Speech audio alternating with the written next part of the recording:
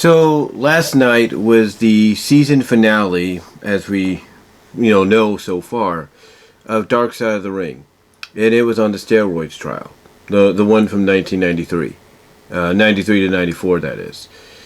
And I'll say this, it was an interesting finale. There's no doubt about it. I mean, you found out more about the trial than I think if you were following it then or learned about it in the years that followed. You probably learned just about as much as you already knew, if not more than you thought you knew. And it was like I said, it was an interesting piece. There's no doubt about that.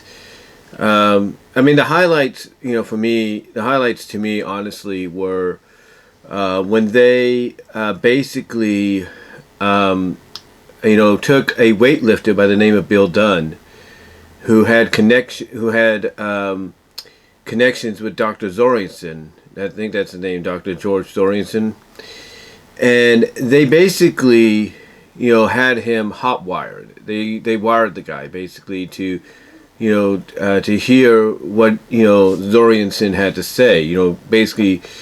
They wanted to kind of get the evidence they needed to, get this process going, at least the first attempt, or one of them anyway.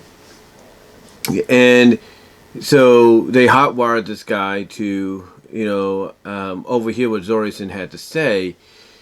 And what Zorianson basically said, and was interpreted here, was he was going to, sell this guy steroids so that he could provide the steroids for the the kids that he was training or he was teaching, something like that.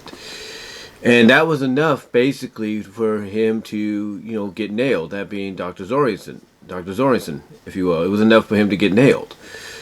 And what happened afterwards is not only did he get arrested and everything, but basically his office was raided. His office was raided. They collected everything they needed that they could, find out and everything. And, one of the things that they collected was a picture of Hulk, the Dr. Zorianson, and Vince. And that picture right there, and they kind of focused on it a little bit and touched upon it, but they said, that along with some documents they found was enough to basically like, okay, we're going to get Vince now. We're going to get him behind bars. Now, the other thing they touched upon as well is, the FBI actually would go into, I think, one of the areas that stored the steroids that would be shipped. That would be shipped and everything. And they would open it up, they would take a picture, and then they would shut it, basically act like they didn't touch anything. But the evidence they ended up getting was enough to pretty much, like I said, put the Dr. Zorianson guy behind bars because of the fact that they saw that he was mailing, steroids via FedEx to a lot of clients. One specifically, the Bill Dunn guy and a few others. Now, they got the warlord, that's right, the warlord, his name is Terry. They got him to talk because he was there and he testified. During the whole prosecution, the whole case. And the one takeaway from this was that it seemed everybody that they tried to get to testify against Vince basically straight out said, look, Vince didn't do nothing wrong. He only did, he did what he, basically they said that Vince did, what I'm trying to say is they basically said that Vince didn't do nothing wrong. And that basically he's clean.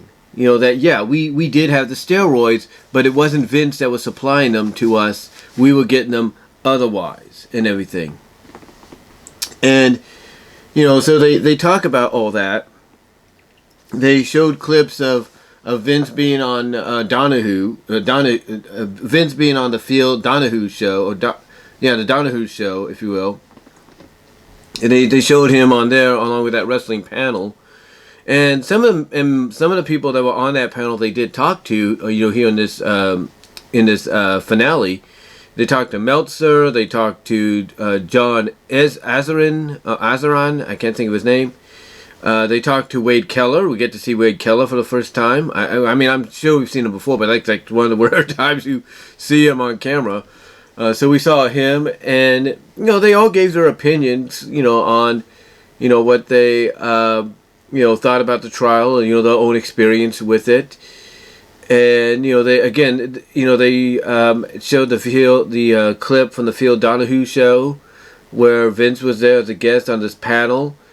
And, Vince said something along the lines of, when it came to the steroids thing, that he didn't, say this or that. And then Meltzer, who I guess has had communication with Vince, on and off, said, well, that's not what you told me. You told me you were. And then Vince basically had to admit, oh, maybe I did.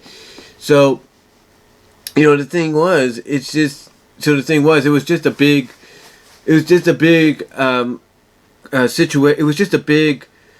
situation that the wrestling business in general did not need, at all at that time or any time. But, it became such a big deal because here's a guy in Vince McMahon who is responsible for WrestleMania becoming, a big, traditional conglomerate that it is every year.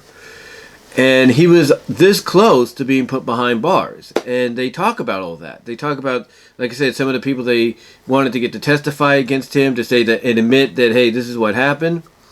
They even got, I'm trying to think, they even got, I believe, the wife of the limo driver or something to testify. And some of the testifications, if you will, were against Vince. Some of the people that did testify, like she did, were against Vince. But then later on, it's revealed that she and her husband, who was the limo driver at the time, were actually trying to go into business for themselves. Like they were trying to use this to pad their own pockets by, I guess making a book out of it or something. I can't really recall. Trust me when I say that basically this lady and her husband, who I think was the limo driver, who were responsible for helping to transport some of the steroids and stuff back and forth, were trying to go into business for themselves. In other words, trying to publicitate or try to gain some publicity off of this situation. And then they showed Vince basically responding to that situation by basically saying, hey, where did it get you really in your attempt to do this? That you're basically the lowest of the low by doing it. So, or something to that extent. I'll provide a link to the episode if it's here on YouTube, so you guys can check it out. But yeah, they tried to go into business for themselves. They talked about Dr. George Sorokin being brought in to testify as part of this. And what they talk about is how he was basically treated, going back and forth, during this trial. And according to Jimmy Divot, the lawyer, the guy that represented Vince here, according to what he said, the way the Dr. Sorokin was treated is he was taken from, one area, and basically put into solitary confinement, when he was traveling. Like when they would stop in New York, they would put him in solitary confinement for, one place and then another before bringing him out for the prosecution. And, Divot was like, that seemed a little unnecessary. Like that seemed a little too much, especially for someone that's just serving time for distributing steroids. It's not like he committed murder or anything, from what he could tell, but it was just one of those situations that he just found it a little odd, if you will. Now, of course, they did talk about Hulk Hogan testifying, and Hulk basically his testifying was basically the one that saved Vince, because Hulk basically they showed him on Osinio around the same time. I think Vince was on Donahue or something. And Hulk basically, he admitted, he took the steroids, but he didn't take them in the way people were saying. And this kind of worried a lot of people because it's like, oh, crap, this is not good. And that basically is what a lot of people feel led to him departing WWE. It wasn't just, okay, Hulk's done and everything and all that. It's what he did on Arsenio that kind of led to that decision. Now what's interesting is basically the fact that, you know, Divot, he's heavily focused. I mean, that's the one thing a lot of people promoted about this episode. It was going to be the Jimmy Divot episode, if you will, but he was heavily focused. And again, they talked to the Warlord, they talked to Meltzer, they talked to Keller, they talked to this one guy from the New York Post and everything, and you know, and he gave his opinion, basically, you know, even, you know, acknowledged that he talked to one of the people that was representing Vince and tried to be like, you know, why are you doing this kind of deal, and, you know, just had a good time, friendly conversation. And, you know, and basically, like I said, it's one of those episodes that, you know, if you knew about the trial and everything and what went down, then you didn't really learn too much here, but you did learn a few new things, you know, just as well. I mean, it's like I mean, they did talk about some things I'm sure a lot of people already knew about, but, you know, there were things that, you know, they probably didn't know about that were a surprise, if you will. So yeah, they went back and forth on this. The one thing that Divot said is, hold on for a sec. Sorry about that. Phone. Robocall, if you will. But like I said, the one thing that they said, that Divot said, is when the announcement was made that they were going to prosecute Vince in court, they were going to make this trial go down, him and another guy were in a bar area or some kind of drinking area, and a lot of people were cheering, like, go get him, Vince. And they were telling Jimmy, take them down and everything. Because what it was is, I think a lot of people, wrestling fans or non-wrestling fans, realized that, hey, this is something that we deal with in sports almost on a daily basis. You know, why is Vince targeted, you know, in this manner, right? So basically what happened is, in the 18 months leading up to that, they were hunkering down because they didn't know who was watching them, what was going on. And, you know, obviously they were planning strategy for whatever the situation or whatever, you know, will come to pass. And when the announcement was made that this trial was going to happen, you know, that's when they started to take a lot of their, you know, ideas, a lot of the planning strategies, and put them, you know, into production, if you will. They had one lady that had worked with Vince before. Her name was Laura, I think, to basically be like, you know, like Divot would represent him and everything, would represent Vince and everything. And, you know, Laura would basically be like someone that would speak on his behalf, like say this and that, and, you know, whatever the case may be. And, you know, basically they had all the cards, they had all their aces, if you will, lined up, you know, and ready to be utilized when the time was right. It's kind of like with, let's say, a game of Yu-Gi-Oh!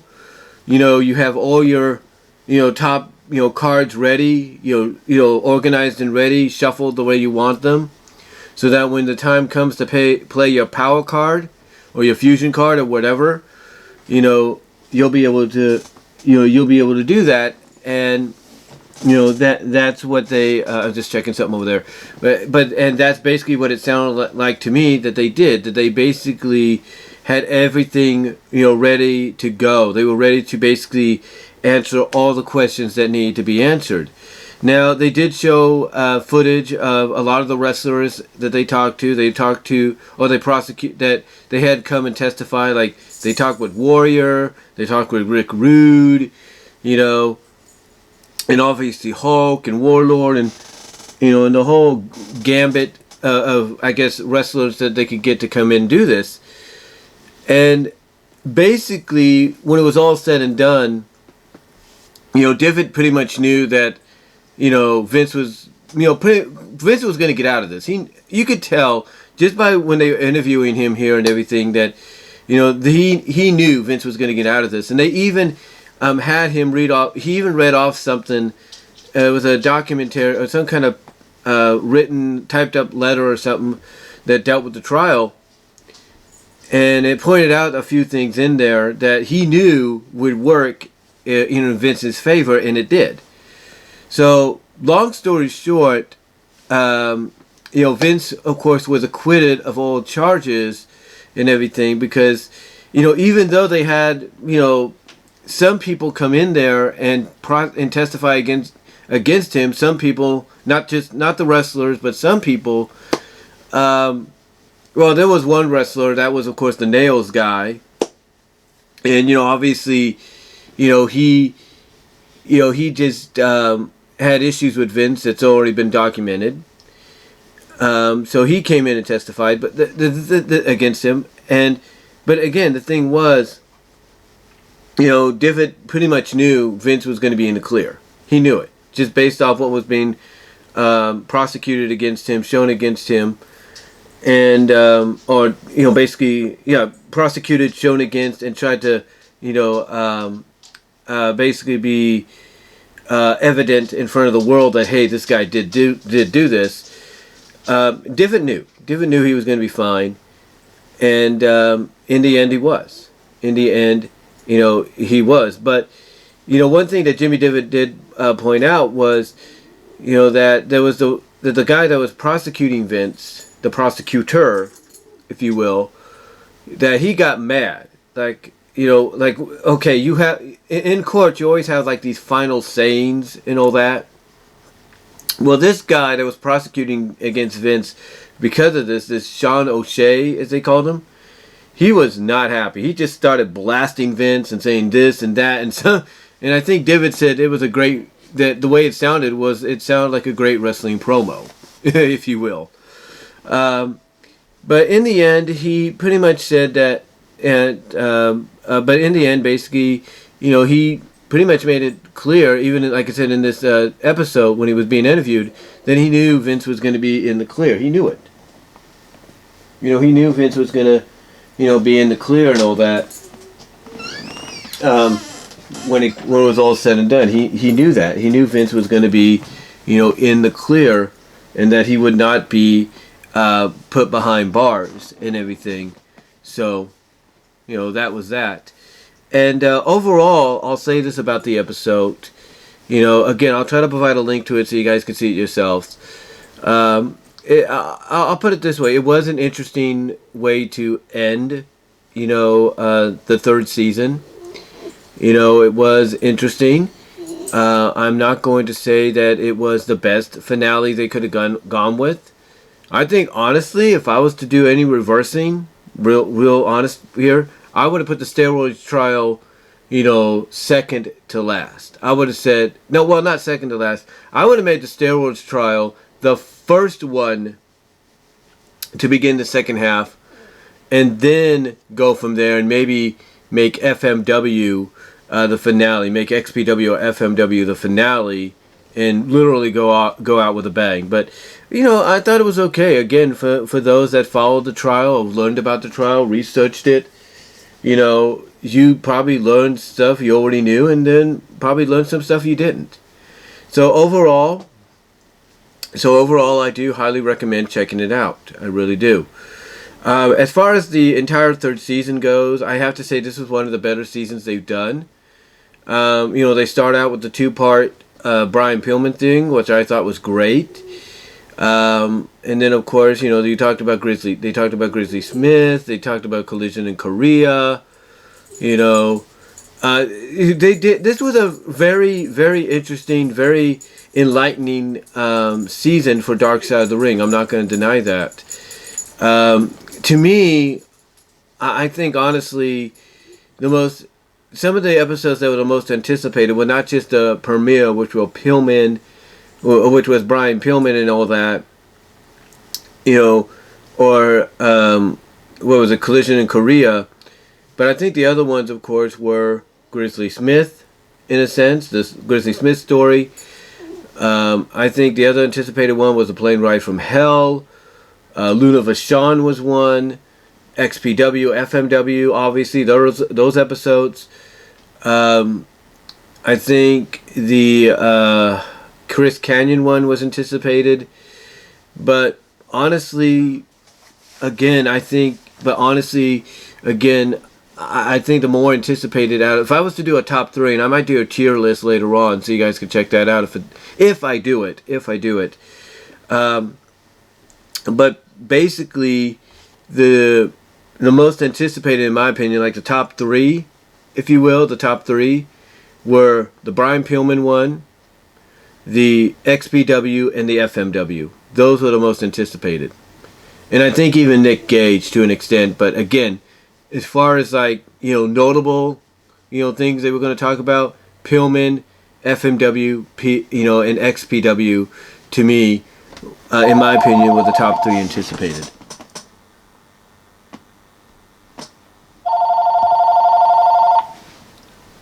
I'll be right back. Sorry about that interruption, but like I said, basically, to me, the top three, in my opinion, are basically, like I said, in my opinion, the top three are the Brian Pillman one, XPW, and FMW.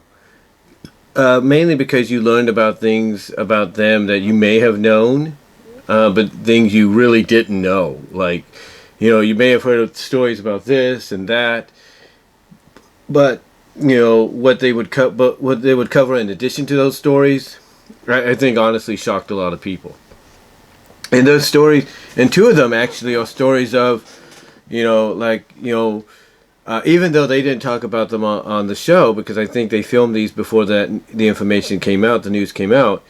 The silver lining is both companies are trying to make a comeback, and whether or not they sustain that comeback is going to be totally up to them. So yeah, the top three to me, honestly, in my opinion, as the most anticipated, for this season, was Brian Pillman's story, XPW, and FMW. That's just my honest opinion. As far as the next season goes, the follow-up season, if I was to choose basically some stories that they might have to dive into, well, first of all, this one criticism I could probably say that even though this was a good season, it's like, it almost seems like they're starting to kind of, well, not run out of ideas. I'm sure they got plenty of ideas, believe me. Or at least they're wanting some suggestions for ideas and all that. Believe me, there's no doubt about that. But to me, it just feels like, you could have saved the Johnny Canine thing for maybe, later on in your run, like maybe in a fourth or fifth season, you could have done it. You could have saved it, for then. There's just, there was just some things I think they could have left out, or could have used more time, really. But I think, they're just trying to look to me, I think they're just trying to see what will intrigue the wrestling fan base to an extent that, it won't be like, oh, well, this was boring, this wasn't worth our time. Because a lot of these stories were interesting. There's no doubt about it. They really were. It's just that some were more interesting than others. We'll put it that way. But if I was to look at potential future ideas, a lot of people have come out and said, hey, why don't you talk about ECW? And they could talk about ECW, but the thing is, we've had so many documentaries, from official WWE documentary to Forever Hardcore and all that, where they've talked about the history of ECW and what went down, and that basically I don't think you could really get any more information out of that you don't already know. Now, they probably could, because if there's one thing that Dark Side of the Ring does, is they do thoroughly research and investigate, any, reasonings that may have never been mentioned yet, that nobody else has talked about when it comes to certain situations, and what these stories that they cover in these episodes. So with ECW, they could probably do that, but I don't know. I don't know what else you could get. What has not yet been talked about when it comes to ECW's demise. Now, would it be an interesting episode? Absolutely, and I'd be watching it, no doubt. I mean, it would be a great. I'll be honest with you. I think it would be a great 2-part episode, in my opinion. I really do.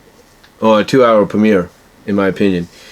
One that I think they should really look into, because even though WCW, well, not WCW, well, that is who I think they should look into, but WWE, even though they've done a documentary, I think, honestly, they should do, and this is just my opinion, they should do a WCW one. Because they got a lot of people they can now talk to. Bischoff being one, Vince Russo being one. They could talk to a lot of the alumni, a lot of the people that wrestled in WCW, a lot of the people that worked behind the scenes at WCW. They could talk to some people that, as Bischoff said in his rebuttal to Tony Khan, a lot of people that reported to him about about finding out what was gonna happen and everything. They have a whole unlimited. Well, I wouldn't say unlimited, but they have a whole. I guess you could say. They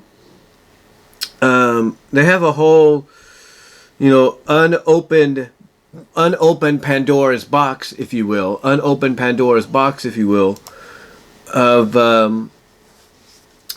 people they could talk to and information they could find out, because there's a lot of books. I have one of the books stored away somewhere. I think it's the original printing of the WrestleCraps WCW book, and to me, there's information in there that I read, and I'm like, I didn't even know about this or half of this, So, to me, I think WCW should be one they look into. More so than ECW, because you could find out some more information there.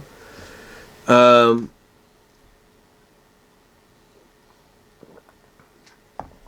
think another thing they should look into. I think another one they should look into, and this is just my opinion. And I'm just trying to think about what else they could look into. I would say look into. Well, I think they covered this already, but honestly, I would say they should look into Smoky Mountain. And I know people might say, "Oh, there's nothing dark about Smoky Mountain, nothing really dark about them and all that." Well, guess what? One of the people they get to talk to a lot when it comes to these things is Jim Cornette. So who better to really, focus an episode on than Jim Cornette? Just my opinion. Just my opinion on that. So to me, I think Smoky Mountain could be one they could look into. What else could they look into? Man, there's so much out there. Oh, I know of one. I don't know if they'd be able to get her, but if they can talk to people that have worked with her, do one on Sable. Yeah, do one on Sable, because you know what? I know people might say, "Well, there's nothing really dark about Sable." Maybe not, right now, but in the past, oh yeah, there was stuff that no doubt. You could do a whole 30-minute episode, well, not 30-minute, but a whole hour episode on her, and you would get stories out the wazoo from those that worked around her that hated how she was being treated. And the timing right now would be ironic, since what's going on with Charlotte. So I think Sable would be a good one. What else?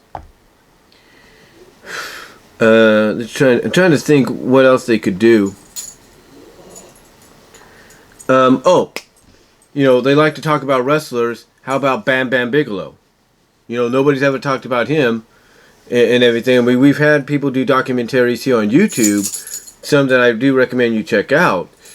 Like the stories and all that of Bam Bam, the career stories and all that. But to me, doing one on Bam Bigelow, holy smokes! You talk about somebody that you could definitely do a lot on. Maybe, and it may not be the most darkest of episodes, but still, you can't tell me there's things that went on behind the scenes involving him. So to me, Bam Bam is a good one. Bam Bigelow is a good one. Who else? I'm trying to think. Oh, just thought of it. Just Mike Awesome. Mike Awesome. You could do one on him, because of the way his life ended. So to me, they could do that. They could do Awesome. That would be interesting, in a sense, to see where it all went wrong with him there. Just there's a whole peripheral of stories I think they could really dive into when it comes to this series. My honest opinion, I think there's so much they can dive into when it comes down to it for the fourth season. And these are just ideas. I mean, ECW to an extent, WCW mostly. I would love to see, Smoky Mountain maybe. I think Bam Bam, of course, Mike Awesome. These are stories I think that would be really cool to see. Heck, they could do one on Scott Hall. They could talk to Scott Hall just like they did Nick Gage for the Nick Gage story. They could talk to freaking Scott Hall and do a story on him. And you can't tell me that his story would not be interesting. It would be. It would be. Scott Hall, I would watch that. I would watch that. Mr. Perfect, you want to do a 2-hour premiere, for your next season? Mr. Perfect would be perfect, in my opinion. Kurt Hennig would be perfect. And now you could talk to his son, because his son's no longer employed by WWE. I'm just saying. It's, they got a lot of choices there. So my honest opinion, if I was to choose 5 that they should look into, and I'm sure they're looking into others, but 5 they should look into ECW to an extent, maybe find out what nobody else has found out. WCW, yes, no doubt. Bam Bam Bigelow, definitely. Mike Awesome, yes. And what did I just say? Scott Hall. Those are the 5 I think. Those are the 5 I think they should look into. ECW, WCW, Bam Bam Bigelow, Scott Hall, and what else did I say? I said, and Mike Awesome. Those are the ones. Because, just the interesting stories behind them. And then the ones that you could look at as being part of like a top 10, and Smoky Mountain, if you will, it could be one. If you wanted to go, well, not top 10, but if you want to start the second half of a top 10, Smoky Mountain to me would be a good one to look into as well. So, the options are out there. They have a lot of options they could work with, to be honest with you. Heck, you want to go a little classic, old school, if you will? Start looking into some of the wrestling stories of the past, when it comes to some of these people. Like, let's say, it would be a good one. Absolute good one. Because they did talk about this, covered it a little bit. Heroes of Wrestling. That would be a good one to look into. That would be a tremendous one to look into. And what about, and not just Heroes of Wrestling, but the entire dark side of indie wrestling compared to now. Like, you could make a compare, like they could do one, talk about how some of it's still kind of dark to this day, but it's a lot better than it was back then. To me, that would be perfect. So again, if you want to look at like a top 7, you add SMW, Smoky Mountain Wrestling, to that list, or top 8, if you will. You add Smoky Mountain to that list, Heroes of Wrestling, and the dark side of indie wrestling. In the 90s, and then in the 90s and 2000s, if you will. And to me, you do that, those are going to be episodes people will want to see. Because here's the thing, there were promotions in the 90s and in the 2000s that were, sleazy and underwhelming and just not one of the best places to work at. And I'm not saying that because I worked with them and anything, but I'm just saying that based on what I've heard, reading stories in the magazines and stuff. It's like, you couldn't think of a better opportunity, to do some kind of Dark Side of the Ring episode. So to me, these are just episodes I would like to see in the 4th season. I really would. WCW, ECW, Bam Bam, Mike Awesome, Scott Hall, Smoky Mountain Wrestling, Heroes of Wrestling, Dark Side of the independent circuit, the list could go on. The list can go on. Heck, you got women's wrestling you can look into. What about Lex Luger and Miss Elizabeth? There you go. That's something to look into. That's something that's, people would still want to know exactly what happened, what, occurred and everything. So that'd be perfect. I mean, I know they touched upon it in the Match Made in Heaven episode, focusing on her and Randy Savage. But to me, talking about Luger and Elizabeth more, in their own episode, I think it would be perfect. I mean, I know they did one on Luger on the WWE Network on Peacock, but if you could get other sides of the story, from other people that they didn't interview for that, I think it'd be worth it. I really do. But again, these are just stories and ideas I look at, and that's like a top 9. If I was to round it out to give you a top 10, I think the last one I think should be looked into. Honestly, again, I think honestly you should look into the dark side of wrestling in the last 50 years. I think that should be one thing they should look into. The last 50. I would say they should look into wrestling for an episode that I think they could do as a finale, season finale, or series finale.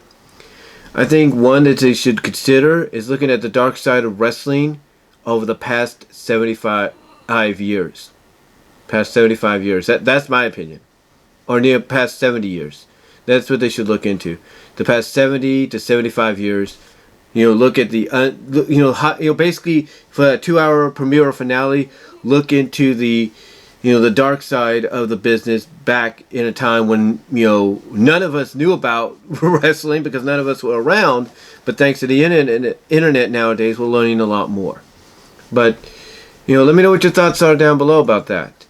I mean, the one thing I don't want to, I'll be honest with you, hopefully we don't get a Dark Side of the Ring for the 4th season that talks about ROH, because ROH I think is going to, I believe, not think, but I believe it's coming back. Everybody knows they're coming back.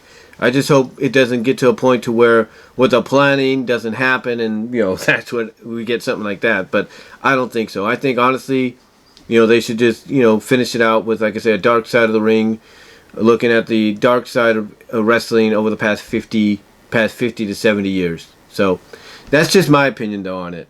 But anyway, though, like I said, check out this episode. It's interesting. I'll try to provide a link down below. And overall, the season I thought was okay. One of the better ones they've done. They had a few, misfires here and there. Although some people, in a way, kind of some misfires that were good, but weren't as intriguing or interesting or investment-wise, to a lot of people. So hopefully they fix that in the next season.